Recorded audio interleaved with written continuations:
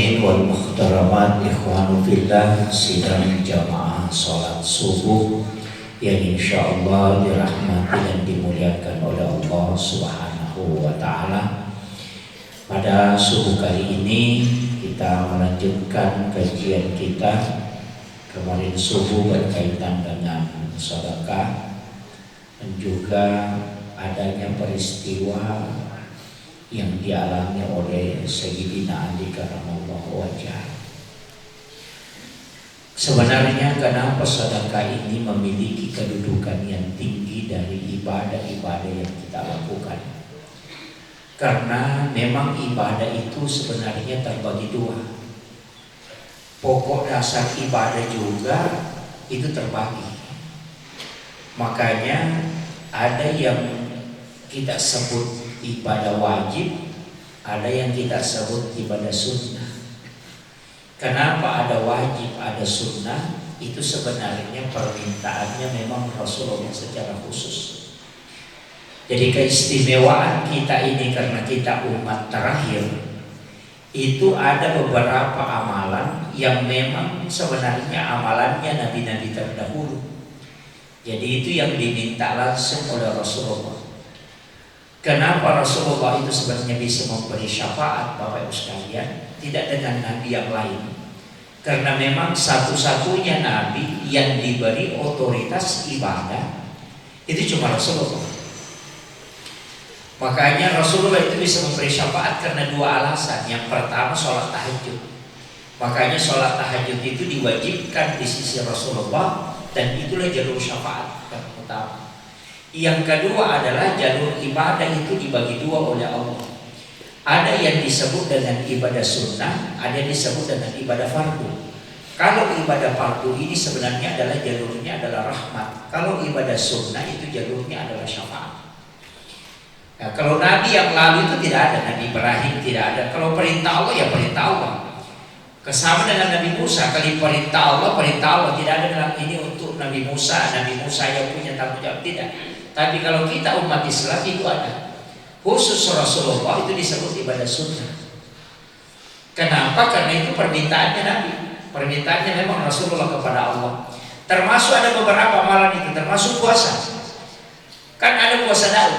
Sebenarnya itu bukan puasa kita. Itu bukan puasanya Rasulullah, tapi itu puasanya Nabi Daud. Cuma karena puasa ini memiliki kedudukan istimewa, Nabi minta supaya dihadiahkan kepada umatnya, dan itu Allah kasih. Yang kedua, sholat ayamil bid, puasa putih. Itu juga bukan puasanya kita. Puasa putih itu sebenarnya puasanya Nabi Adam. Karena ketika Nabi Adam itu melanggar, kemudian dia dilemparkan ke bumi, itu 3 hari dia berpuasa. Hari pertama dia puasa sepertiga badannya putih, hari kedua dia berpuasa 2/3 badannya putih, kemudian hari ketiga dia berpuasa seluruh badannya putih, makanya disebut puasa putih.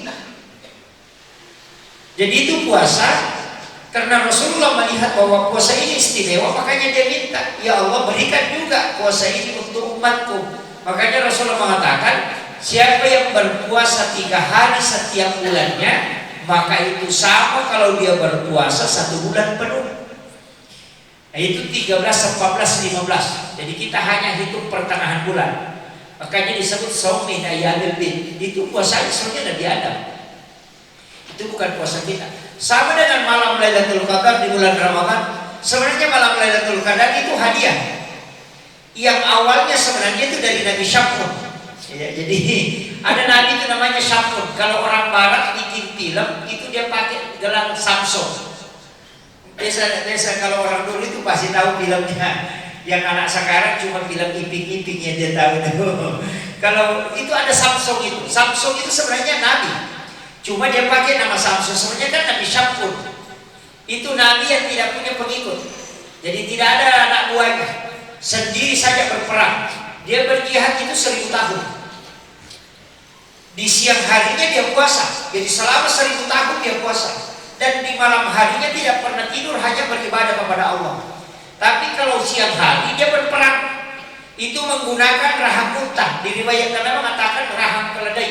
Jadi dia tidak pakai besi, tapi dia pakai rahang. Itu tempat giginya binatang. Jadi dia lepas giginya, dijadikan senjata, dia ikat di tangannya.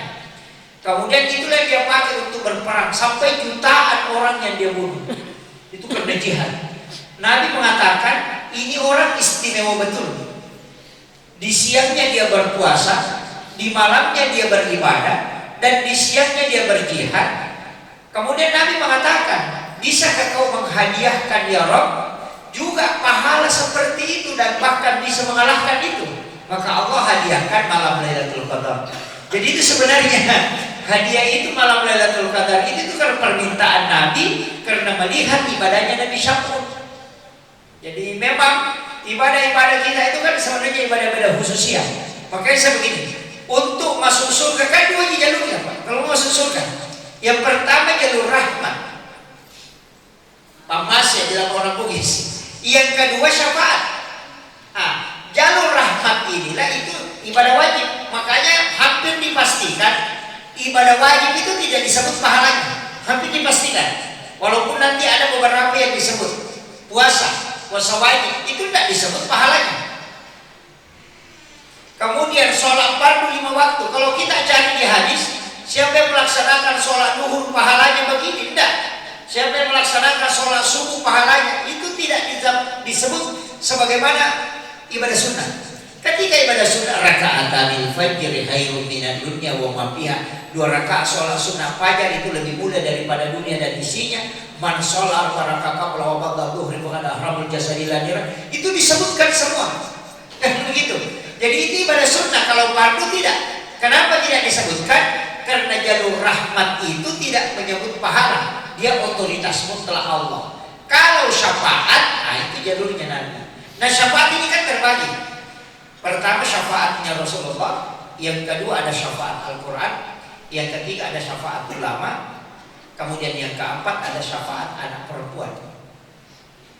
Jadi kan Rasulullah mengatakan siapa yang meninggalkan 2 atau 3 anak perempuan ahli ibadah, ibu bapaknya tidak disentuh api neraka. Itu hadis sahih. Makanya kalau bikin anak ya perempuan dulu. Karena itu jalur. Makanya Nabi itu berdoa, ya Allah perbanyaklah dari keturunan umatku adalah perempuan, supaya mereka banyak yang selamat. Dan di bulan Ramadan itu, setiap malamnya itu Allah membebaskan nama umatnya Nabi Muhammad itu dari api neraka. Makanya selain kita itu disuruh berdoa, Allahumma a'tiq riqabana wa riqaba abaina minan nar. Kan gitu. Dihafal gitu Pak. Baca itu Pak. Itu doa dianjurkan sekali itu di bulan Ramadan. Karena setiap malam itu Allah bebaskan nama-nama umat Rasulullah yang tercatat di dalam neraka. Jadi kita baca itu, Allahumma a'tiq riqabana wa riqaba abaina minan nar. Jadi ya Allah bebaskan kami. Kedua, bapak dan ibu. Jadi bapak kami dan ibu kami minan nar, dari api neraka. Jadi itu zikir yang dibaca di malam-malam di bulan Ramadan. Selain Allahumma innaka afuwwun karim tuhibbul afwa fa'fu anna. Selain itu. Jadi kemudian saya lanjut. Jadi itu sebenarnya jalurnya kalau kita mau. Makanya kalau sholat sunnah Pak jangan sholat sunat itu jangan dianggap sepele. Karena kalau jalur rahmat itu agak berat. Agak berat. Yang kita bisa dapat ini yang agak lebih mudah itu jalur syafaat. Kalau syafaat Nabi itu kan ada 7. Dan itu nanti terbagi 2. Ada syafaat khusus, ada syafaat umum. Yang dikasih syafaat khusus itu ya jalur pintas, VIP. Kalau yang umum itu nanti masuk di neraka berbolak-balik Nabi mengambil. Jadi tidak ada. Rasulullah itu kan paling pertama membuka pintu surga. Dan dia pun paling terakhir masuk. Kenapa dia paling terakhir masuk? Karena dia berbolak-balik itu mengambil umatnya di dalam neraka. Mungkin pernah kita lihat pengurus travel haji atau umrah. Itu pengurus travel paling pertama ada di bandara, tapi paling terakhir naik di pesawat. Nanti semua anak buahnya naik, jamaahnya naik, baru dia naik. Persis begitu Rasulullah. Jadi paling pertama membuka pintu surga, karena Nabi mengatakan tidak akan terbuka pintu surga kecuali aku yang membuka. Kemudian yang kedua, paling terakhir dia masuk, karena dia akan mengambil menjemput umatnya berbolak-balik. Makanya syafaatnya Rasulullah itu bukan syafaat langsung yang umum, tapi ada yang syafaat khusus. Wasyarafu wa darajat aliyat rafi wa ba'ashu maqam mahmudan lillahi walad innaka la tukhliful mi'ad. Itu khusus. Nanti kita akan bahas yang syafaat khusus. Jadi untuk jalur-jalur syafaat itu ada Pak. Jadi agama ini sebenarnya, makanya kalau Bapak Ibu yang ada di sini masuk neraka jangan berdoa. Iya, saya itu salah satu penceramah yang selalu mendakwahkan Islam itu sangat sempurna sekaligus sangat mudah kita mendapatkan keselamatan. Tapi jangan digampang-gampangkan. Iya, jangan sampai kita skala kampanye dengan orang-orang Muslim yang ketika meninggal orang tuanya, meninggal langsung dia mengatakan bapak kita sudah bersama di surga. Oh itu kalau kita mengatakan masuk neraka, oh itu jadi masalah. Kita saja yang sudah sholat ini sudah apa, kemudian dikatakan Nabi itu sudah minta beberapa hal, dan itu Nabi sudah lihat di sini bisa selamat, di sini bisa selamat, di sini bisa selamat. Makanya Nabi itu sebelum meninggal itu dia sudah pastikan umatnya itu sudah terbungkus dengan keselamatan. Apalagi kalau imam kita cuma ada sedikit saya luruskan, tidak apa-apa. Itu imam mestinya jangan membaca Allahumma ajirni minan nar, tapi dia membaca Allahumma ajirna minan nar. Karena kalau dia baca Allahumma ajirni, cuma dia yang mau masuk surga. Dia tidak kasih ikut kita, kalau jadi masalah juga ya. Makanya ini penting untuk Pak Imam ini, mestinya dia rubah itu. Jangan Allahumma ajirni, karena dia kan imam, itu mendoakan jamaah. Jadi kenapa riwayat ini kan sebenarnya ketika Nabi itu masuk ke dalam neraka, Nabi kan ke neraka itu melihat semua siksa di dalam neraka. Nabi itu selalu bimbang ketika melihat siksa di dalam neraka. Dan yang membuat Nabi menangis selama itu ketika melihat penghafal Al-Quran. Jadi tidak ada siksa di dalam neraka yang membuat Nabi itu lama menangis kecuali penghafal Al-Quran. Ketika dia bertanya kepada Jibril, siapa gerangan orang yang di dalam neraka itu di dalam bara api? Dia sudah berenang di api, kemudian keluar lagi api dari mulutnya. Kemudian mereka ini mengatakan, itulah di kalangan umatmu yang menghafal Al-Quran kemudian lupa. Itulah yang membuat Nabi menangis. Makanya hati-hati bagi penghafal Al-Quran. Makanya yang mudah selamat itu yang tidak hafal. Makanya ada beberapa menghafal Al-Quran itu tidak menghatamkan sampai 30 juz. Karena juz 29 mentok, berhenti dulu. Dia daras-daras terus itu, hati-hati kalau melupakan. Makanya saya kasih tahu kalau ada penghafal di sini, karena saya kan punya pondok tahfiz, walaupun saya bukan hafiz, saya punya pondok tahfiz itu. Saya kasih tahu anak-anak di pondok, satu hal yang harus kau lakukan ketika kau sudah store hafalanmu ke gurumu, pergi sholat sunnah mutlak 2 rakaat, kemudian store hafalanmu kepada Allah. Baca di dalam sholat sebagaimana Imam Abu Hanifah. Di saat itu kau sujud terakhir kau minta, ya Rabb, Engkau yang memberikan aku ingatan. Al-Quran ini masuk karena rahmat-Mu. Aku mohon kepadamu, jangan Engkau mencabutnya. Itu. Jadi ketika nanti kita lupa, kita sudah minta memang kepada Allah. Itu bagi penghafal Al-Quran. Makanya Gus Baha bilang itu kalau hafalannya di store sama guru, itu akan hilang nanti. Kalau tidak di store sama Allah, sama di uang tuh, kalau sudah di store di bank sudah tidak ada. Jadi kalau di store itu diserahkan kan sudah kayaknya hilang hafalannya. Dan itu Imam Abu Hanifah itu Bang, itu luar biasa. Seperti Ahmad bin Hanbal itu 2 kali menghatamkan Al-Quran sehari semalam. Itu Ahmad bin Hanbal itu 2 kali. 1 kali dia hatam di luar sholat, 1 kali dalam sholat. Itu Ahmad bin Hanbal. Tidak usah Ahmad bin Hanbal. Berapa bulan yang lalu itu saya ke Jakarta di Jombang, di Tebu Ireng. Ada pondok pesantren di situ, pondok pesantren Madrasatul Quran Tebu Ireng, Jombang. Itu kurang lebih 500 santri tahfiznya seluruh Indonesia. Saya tanya, karena hanya satu kabupaten. Saya tanya, bagaimana orang menghafal di sini? Karena penghafal terbaiknya bagaimana? Dia mengatakan wisudawan terbaik kemarin itu Pak Ustaz, satu kali duduk itu 5,5 jam, 30 juz tanpa ada salah. Saya bilang berarti memang Al-Quran ini 5,5 jam bisa hafal. Itu pun masih bisa disimak. 4 orang yang menyimak, satu ini yang membaca, dan itu habis terbaiknya. Jadi tidak pernah mulai dari suratul Fatihah sampai ke surat Nas, tidak ada yang tersentak, tidak ada yang salah baca. Itu 5,5 jam satu kali duduk. Berarti Imam Ahmad bin Hanbal kalau 5,5 jam, kita kan rata-rata sadar itu dalam sehari semalam kan 17 jam. Rata-rata kita sadar itu tidak tidur, itu 17 jam yang normalnya. Makanya kenapa rakaat sholat baru itu 17 rakaat. Itu salah satu hikmahnya. Setiap 1 jam itu adalah 1 rakaat. Itu. Jadi kita bisa terjaga itu, dan itu bisa. Tapi ada yang lebih parah Pak. Orang Indonesia, semak putar mas itu. Ada yang kalau orang Jawa pasti kenal dulu.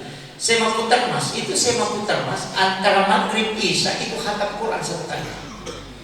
Hanya 1 jam. Dia bilang mustahil itu Ustaz. Oh tidak. Ada namanya atwalul waqti. Di dalam makam tasawuf itu ada. Iya. Itu seperti orang bermimpi tapi tidak mimpi.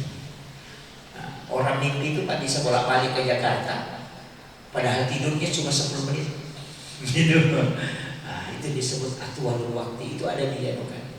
Jadi ada orang itu tidur sebenarnya tidak tidur. Itu memasuki alam lain. Kan sama kalau kita tidur, kalau dia bermimpi kan melihat diri kita ke Jakarta, padahal kita di atas kasur. Berarti ada alam yang kita bisa masuki dalam kondisi sadar.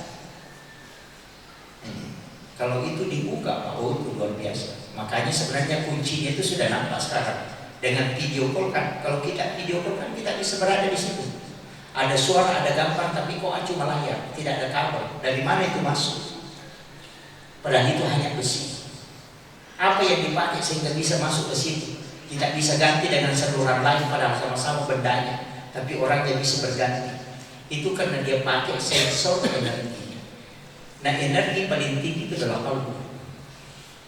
Sensornya itu adalah sikit.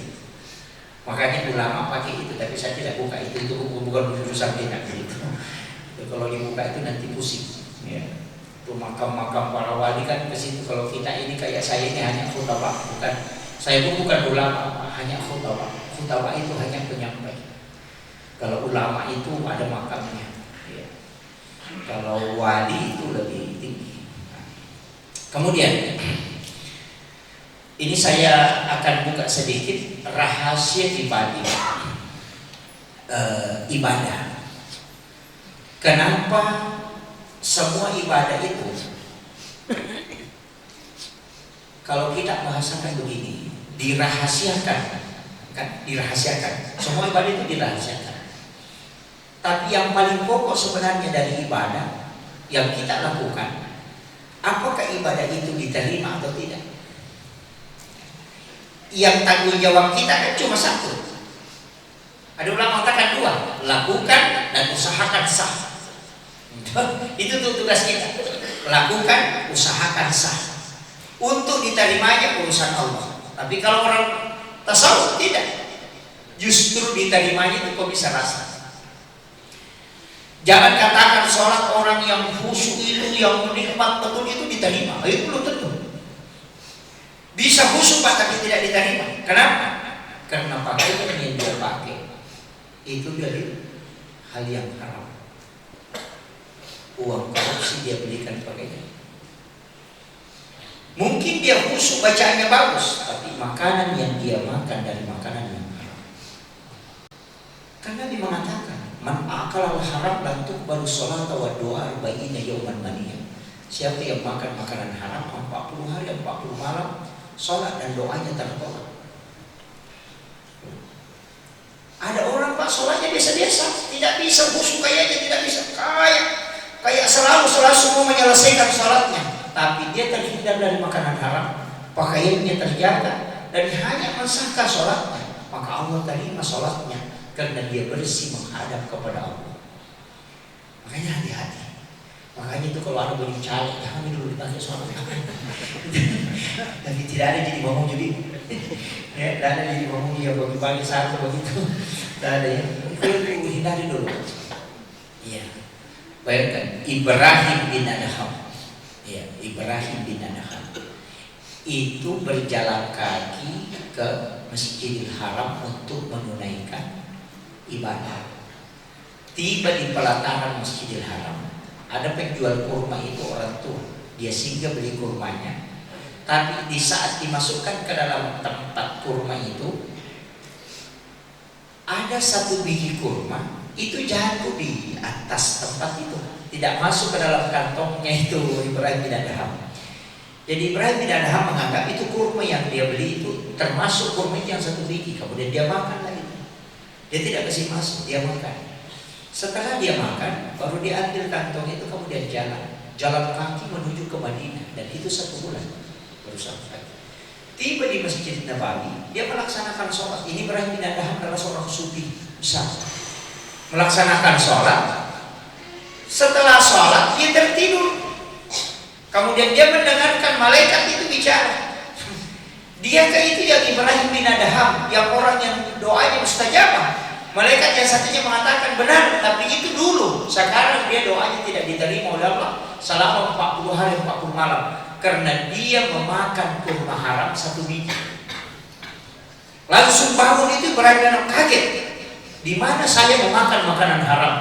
Baru dia pikir, oh kurma yang saya beli di pelataran Masjidil Haram ini yang 1 biji yang ada di atas kantong plastik ini, itulah yang menyebabkan ini yang bukan kurma saya.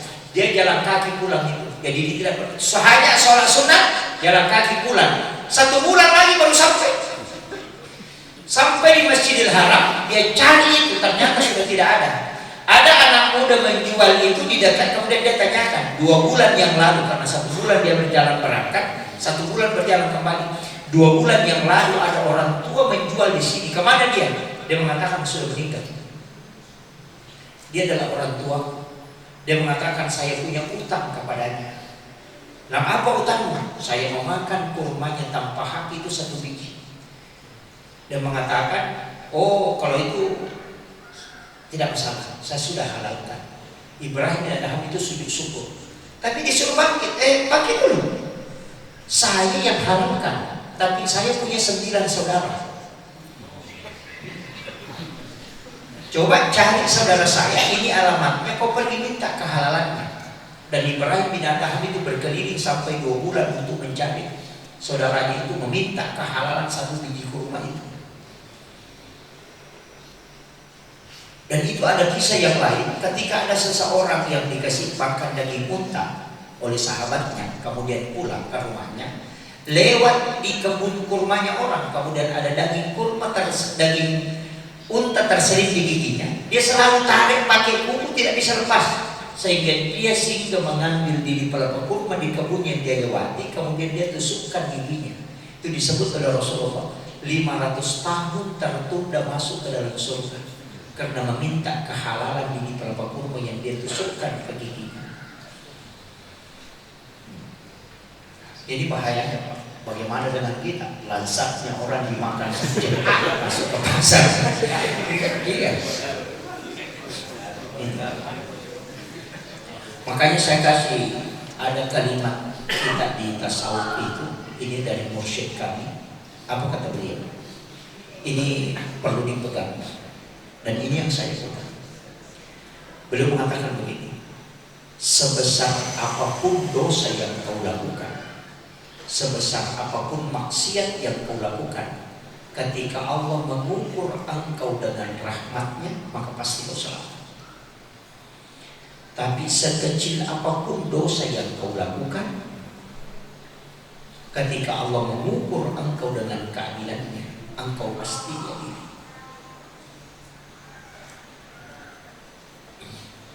Makanya jangan mengatakan ini dosa kecil, jangan katakan ini dosa besar.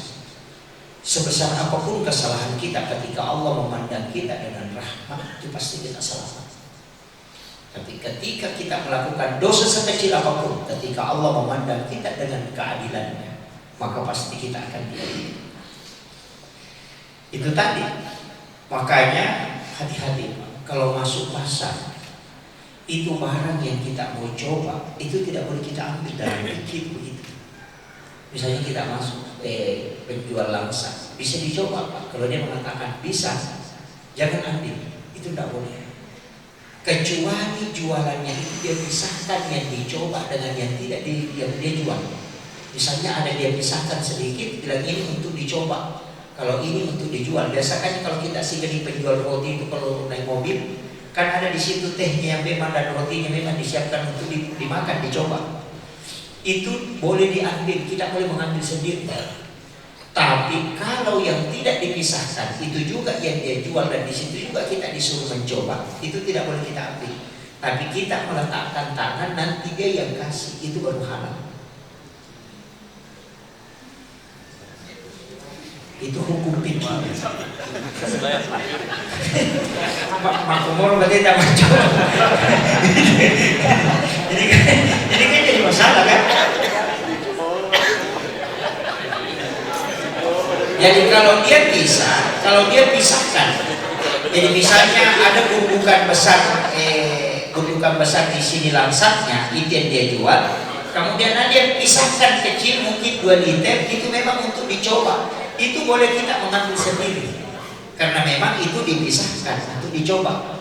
Tapi ketika berkumpul satu gundukan dan tidak dipisah, kemudian kita mengatakan bolehkah dicoba, itu kita tidak boleh ambil.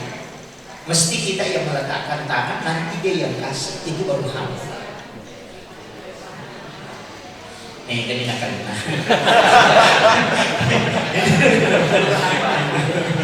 ini penting saya sampaikan. Ada kaidahnya memang itu. Jadi hati-hati, makanan haram yang masuk ke dalam tubuh itu bahaya. Kayaknya kullulah minabati min haramin fanaru olami. Itu akan api neraka yang membersihkan. Makanya hati-hati. Jadi itu wanti-wanti. Makanya ada beberapa hal itu, termasuk utang itu Pak, hati-hati betul.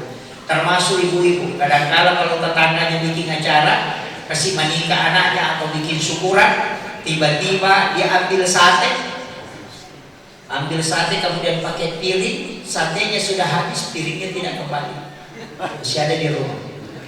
Baskomnya orang ada namanya tapi kita tidak kasih kembali. Sendoknya pun demikian tadi ada.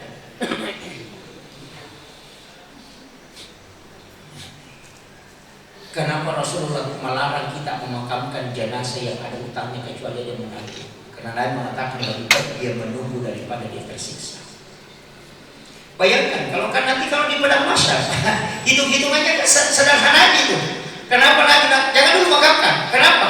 Karena hitung-hitungannya sederhana. Kalau di padang mahsyar 5.000 tahun kita jalan kaki ke belakang, baru didapat barisan paling belakang. 3.000 tahun kita jalan kaki ke samping, baru didapat barisan yang paling ujung. Jadi orang yang pertama saja itu antrinya 3.000 tahun. Ini yang sak pertama, antrinya itu dipanggil untuk dihisap itu 3.000 tahun, baru selesai sak pertama. Nah kalau dia di belakang, baru kita cari orangnya untuk minta kehalalan. Bagaimana? Jalan ke belakang 5.000 tahun untuk kalau didapat di belakang, kalau dia disuruh. Makanya Nabi mengatakan jangan. Di saat semua orang berdiri, tidak ada pakaian, tidak ada tempat duduk, matahari sudah sejengkal, kita akan mencari orang hanya untuk minta kehalalan. Maka saya kasih catatan, kalau kasih berutang orang atau kita punya piutang, hati-hati. Ada orang salah paham itu. Dia bilang, kalau nak pinjam uangku si anu tidak nak bayar, nanti di hari kemudian baru saya tuntut. Oh, itu orang rugi. Kenapa? Dia tidak paham bahwa utang dan piutang sama-sama tidak menyebabkan orang masuk surga sebelum selesai. Jadi begitu. Kalau kita berutang, kita membayar. Kalau kita yang piutang, menunggu untuk dibayar. Dua-duanya tidak bisa masuk surga kecuali dia selesai. Kalau amalnya sudah cukup, bilang malaikat, oh tidak bisa masuk karena masih ada sambutan di sini. Orang punya barangmu ada di sana, tunggu dulu sampai dia ditemukan. Makanya di dalam Al-Quran disebut fa'atasaddaqu khairul lakum, jika engkau putihkan itu yang lebih baik. Allah yang kasih tahu kita. Makanya kalau ada uang tak nak pinjam orang, niatkan. Bilang, ya Allah, kalau dia bayar saya akan terima, tapi kalau dia tidak bayar saya sudah halalkan. Tapi jangan kasih tahu yang pinjam. Kasih tahu yang pinjam itu tidak nak bayar itu.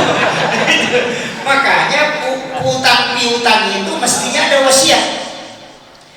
Kita kasih tahu anak-anak kita saja, kasih tahu. Kalau misalnya ada wadah itu si Anuna ada uang nak pinjam 10 juta, nah, belum tidak bayar. Nanti kalau saya meninggal, nanti tidak nak bayar, saya itu sudah halalkan. Itu supaya kita selamat. Makanya Allah bilang, oh hambaku ini menyerahkan, sudah saya ngurus. Kan ada orang bilang begitu, iya nanti di hari kemudian gimana ku tuntut, kok nanti bilang malaikat iya, sama-sama tidak masuk, tunggu saja. Itu kan begitu. Jadi ingat sangkutan kita dan sangkutannya. Makanya Abu Bakar itu kan berdoa, ya Rob, jangan sampai ada sangkutanku dan sangkutannya orang lain ke aku sebelum aku wafat.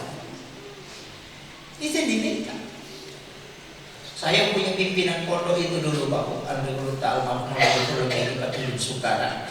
Setiap mau melakukan ibadah umrah ataupun ibadah haji, kalau ada kitab saya dia pinjam, walaupun ada kitab kecil apa, pasti dia kembalikan itu, dia bawa sendiri.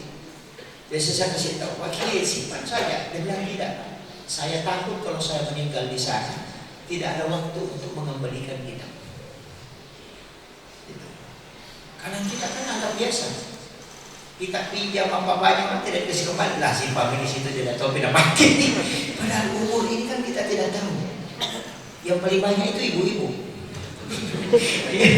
Iya, itu hati-hati. Ini nanti kita akan bahas juga tentang haram itu terbagi dua. Ada haram li ghairiha, ada haram li zatiha. Oh itu yang fatal. Ada haram li zatiha, bendanya memang haram. Ada haram li ghairiha, prosesnya. Ini yang fatal nanti. Jadi, tapi saya bilang tadi, kita bersyukur umatnya Nabi Muhammad. Tapi jangan bikin sangkutan begitu ya. Hati-hati ketika makan. Iya, hati-hati. Jangan sampai kita sembarang makan. Sama dengan kalau dalam tasawuf itu Pak, kalau di warung bayar dulu baru makan. Kalau kita di tasawuf ini, kita singgah di warung bayar dulu baru makan.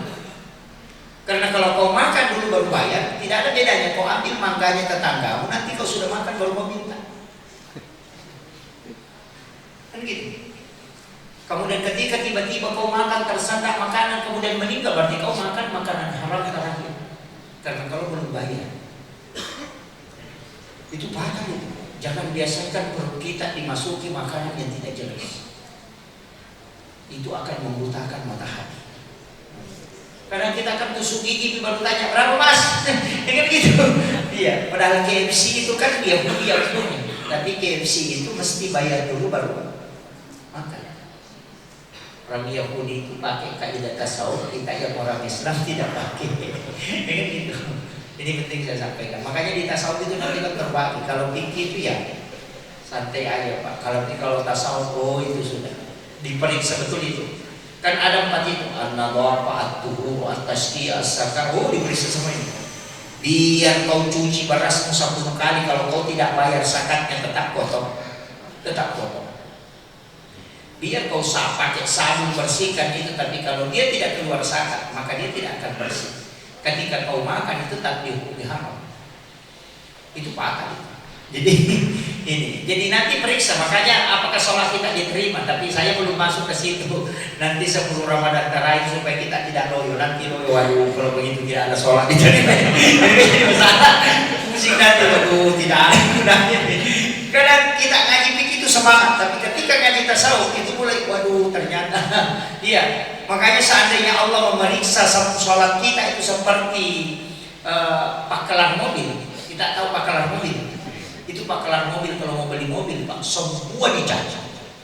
Oh ini karetnya sudah kanan, pajaknya pokoknya bannya sudah mundur, semua pokoknya diperiksa. Oh sudah ada rembesan, olinya begini, oh banyak sekali. Oh ini ribetnya sudah mulai, pokoknya semua yang ada cacatnya itu disebut. Kalau orang mau beli mobil, tapi Tapi kalau mau dia jual mobil, wah sabun bagusnya, wah sini masih tua, masih nyari itu masih bersih. Pada waktunya dia mau bagaimana kira-kira ketika Allah menerima sholat kita, memeriksa sholat kita. Oh takbirmu ini belum sempurna. Makanan yang kau makan sebelum kau berangkat, pakaian yang kau pakai, wow sudah. Makanya periksa diri kita itu sebelum. Semua kita ini tidak sempurna. Jangan bilang ustaz itu sembuh, tidak. Justru ustaz itu banyak dosanya. Jangan bilang kenapa? Karena kita ini kan tahu ilmunya. Itu yang paling berat Pak, karena tahu ilmunya itu berat. Tantangannya berat sekali. Orang yang tidak tahu ilmunya kan nanti selamat itu ketika ditanya kenapa begini, tidak aku tahu saya selesai. Kenapa mereka masih mau tahu saya selesai. Kayak begitu. Kalau yang tahu disuruh duduk. Makanya itu saya ceramah tidak pernah saya mengatakan menurut saya, tidak pernah. Itu untuk mengambil amannya, karena saya tidak mau lama dihisab. Karena kalau saya bilang menurut saya, pasti disuruh dulu nanti sama malaikat, ditanya dulu, di mana, kenapa kau berpendapat begitu, apa alasannya? Kalau saya bilang menurut Imam Syafi'i, nanti kalau ditanya kenapa begini pendapat, Imam Syafi'i bilang ibu kau tanya dari sana. Selesai. Menurut saya tinggal menunggu. Bagaimana? Oh ya, oke, selesai urusan itu. Jadi saya hanya penyampai saja. Jadi bukan pengambil kebijakan hukum. Nah, jadi bukan mufti. Makanya saya itu sama tadi saya hutama, cukup di hutama aja, tidak usah naik ke lain level, cukup hutama. Saya itu menyampaikan menurut Imam Syafi'i begini. Jadi saya itu cuma sampaikan. Anda mau ambil tidak mau ambil bukan urusan saya, berarti saya sudah sampaikan. Kalau ada nanti diamalkan, ya pasti kan saya ditanya. Ketika ada jamaah ini mengamalkan, Bapak Ibu kalau ditanya, kenapa begini pendapatnya? Itu Ustaz Yusuf yang bilang waktunya ceramah di situ Ramadan. Kalau saya didatangi malaikat itu. Ditanya, kenapa begini pendapat? Saya bilang Imam Syafi'i yang bilang, pergi tanya dia. Urusan saya selesaikan, berurusan dengan dia. Saya, makanya kalau ada pencarian bilang, menurut saya, oh iya perlu lama diperiksa Pak. Itu begitu. Makanya ulama sekelas Imam Bukhari dan Imam Muslim itu tidak berani berfatwa. Dia periwayat hadis, tapi dia tidak punya fikih. Fikihnya ikut ke Syafi'i. Dia meriwayatkan hadis tapi dia tidak pakai hadisnya. Kalau ada berkaitan fikih. Jadi sebenarnya begini, Imam Bukhari itu kayak apoteker. Yang dokternya itu Imam Syafi'i. Jadi obatnya itu yang meracik ya ini, oh ini hadis sahih, ini hadis dhaif, ini hadis ini. Tapi ketika dalam fikih itu tidak angkat tangan dia. Oh saya itu saya tidak tahu. Yang saya itu meriwayatkan hadis. Untuk fikihnya serahkan ke ahli fikih, disebut fuqaha. Kalau ahli hadis disebut muhaddis. Itu beda Pak. Sama di dokter dengan apoteker. Kalau ditanya apa penyakit kau, tidak aku tahu itu saya tanya dokter. Tapi kalau apa obatnya, obat ini, oh ya tunggu saya kasih. Kan begitu. Jadi ini obat yang pas dengan ini. Tapi untuk mengetahui penyakitnya itu dokter. Sama dengan itu tadi, apotekernya adalah Imam Bukhari, sedangkan dokternya adalah Imam Syafi'i. Makanya Imam Bukhari itu mazhabnya Syafi'i. Ada orang yang penceramah yang kebablasan karena tidak tahu sejarah. Dia mengatakan, tidak usah ikut mazhab Syafi'i, tidak usah bermazhab, langsung saja pakai Bukhari Muslim. Itu orang terbalik otaknya. Gitu. Sama dengan bilang jangan ikuti Megawati tapi masuk di PDI, sama gitu. Jadi ini kadang-kadang kita, karena dia tidak tahu sejarah. Oh, bagaimana ulama-ulama ini kan beda Pak itu. Jadi ini penting saya bukan. Saya tambah sedikit. Begini. Dalam setiap ibadah tadi itu, makanya saya mengatakan terbagi dua. Makanya jalur kita kan cuma dua, jalur syafaat atau jalur rahmat. Makanya kalau mau sholat Pak, wajib ilahi anta maksudi wa ridhaka anta matlub. Saya pakai bahasa tapi jangan dipotong ya. Ini bahasa tasawuf. Siapa yang sholat karena ingin masuk surga maka dia musyrik. Dan siapa yang sholat karena takut masuk neraka maka dia musyrik. Itu kalau bahasa kasarnya. Bagaimana cara memahami ini? Oh, tidak salah itu Pak. Begini. Surga dan neraka itu apakah dia khalik atau makhluk? Surga itu makhluk atau khalik? Tuhan atau makhluk? Makhluk. Kalau neraka makhluk atau Tuhan? makhluk. Berarti kalau kita sholat karena surga, berarti kita sholat karena makhluk. Makanya kita sebut inna sholati wa nusuki wa mahyaya wa mamati lillahi, kan, bukan lil jannah. Jadi ulama mengatakan jangan berharap surga, karena surga itu hanya hadiah. Jangan takut ke neraka, karena neraka itu hanya balasan. Tapi minta rahmat Allah, karena keduanya ini kau akan selamat dari neraka dan kau akan mendapatkan hadiah surga. Jadi cari yang rahmat. Sama kalau orang pacaran kan gitu. Kalau disayang sama pacarnya, dia bagaimana modelnya pakaiannya, tidak akan marah itu. Tapi kalau tidak disayang, dia marah sedikit, gitu. Terlambat sedikit kalau menjemput langsung marah-marah. Ya kan gitu. Jadi sebenarnya sama gitu. Ketika rahmat Allah itu sudah, makanya ulama kita sebut ilahi anta maksudi wa ridha anta maqduri. Nanti ada yang menambah wa atini mahabbataka wa ma'rifataka. Tapi ada penutupnya, jangan diambil ini saja di depan, ada penutupnya. Kalau sudah baca fil alamina innaka hamidun majidnya, ada sambungannya. Allahumma a'inni ala dzikrika wa syukrika wa husnil ibadatika. Allahumma a'inni ala dzikrika. Ya Allah, bantu aku untuk senantiasa mengingat kepadamu. Wa syukrika, dan bantu aku untuk senantiasa menjadi hamba yang senantiasa bersyukur kepadamu. Wa husnil ibadatika, ini yang penting. Wa husnil ibadatika, dan jadikan ibadahku ini adalah ibadah yang terbaik di sisimu, bukan di sisi kita. Karena kita melaksanakan ibadah tidak mungkin sempurna, maka kita minta kepada Allah supaya Dia yang menyempurnakan. Sudah hafal doanya? Itu kan Nabi mengatakan usika ya Mu'az, itu hadisnya. Usika ya Mu'az la tad'anna fi kulli duhuri salatikum antakula Allahumma a'inni ala dzikrika wa syukrika wa husnil ibadatika. Tapi ada yang masih sambung di sini. Allahumma inni a'udzubika min azabil qabri wa azabi jahannam wa min fitnatil mahya wal mamat wa min fitnatil masiihid dajjal. Jadi kalau sudah baca fil alamin itu kan doa itu ya. Jadi tapi memang harus, tapi bacaan salat memang itu Pak Bil banyak. Saya saja tidak hafal semua, terserah. Saya tidak hafal semua bacaan salat karena doa kita itu ada 14. Doa kita itu ada 14. Bapak hafal berapa? Sebenarnya kita tidak hafal satu. Kemungkinan 2. Kalau kita baca Allahu Akbar kabira walhamdulillahi katsiran wa subhanallahi bukratan wa asila, itu satu doa kita. Ini wajah itu juga itu satu. Berarti hafal 2 kan? Jadi itu sudah hafal 2. Jadi ada 14 doa kita. Kenapa 14? Saya dulu kan tanya ke saya buka kitab-kitab fikih. Kemudian dia, kenapa ini doa kita macam-macam? Apakah dibaca semua oleh Nabi? Saya tidak bisa tahan jawabannya. Cari hadis-hadis. Itu juga ada hadis berulang. Saya bilang ini tidak bisa kalau tidak ngaji. Saya datang ke ulama, salah satu mursyid tarekat itu tanyakan tentang ini. Saya bilang ada yang saya mau tanyakan. Kenapa ini doa kita banyak sekali? Ada 14. Di situ dia jelaskan. Doa kita itu nak sesuai sholatnya. Kalau kau sholat sunat taubat pakai Ismul Azam. Pasangannya itu. Sama nih kalau kita cara apa? Kalau cara menasihat pernikahan, kita pakai ayat wa min ayatihi an khalaqalakum min anfusikum azwaja litaskunu ilaiha wa ja'ala bainakum mawaddatan wa rahmah inna fi dzalika laayatin liqaumin yatafakkarun. Kalau kita tak siap, tabarakalladzi bi yadihi mulku wa la kulli syai'in qadir alladzi khalaqal mauta wal hayata, itu namanya muqaddimah. Jangan cara menasihat pernikahan mau pakai tabarakalladzi itu pengantinnya bilang mau pakai mati karena ustaznya. Oh ternyata begitu. Jadi dia jelaskan kalau khusus sholat sunnah duha ini iftitahnya. Kalau sholat sunnah taubat ini iftitahnya. Kalau sholat sunnah, kalau sholat fardu ini iftitahnya. Kalau sholat tahajud ini iftitahnya.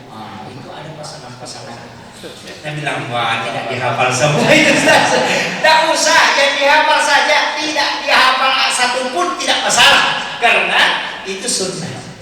Ya, bukan wajib ya. Cuma kalau mau ambil sempurnanya nanti hafal satu-satu itu.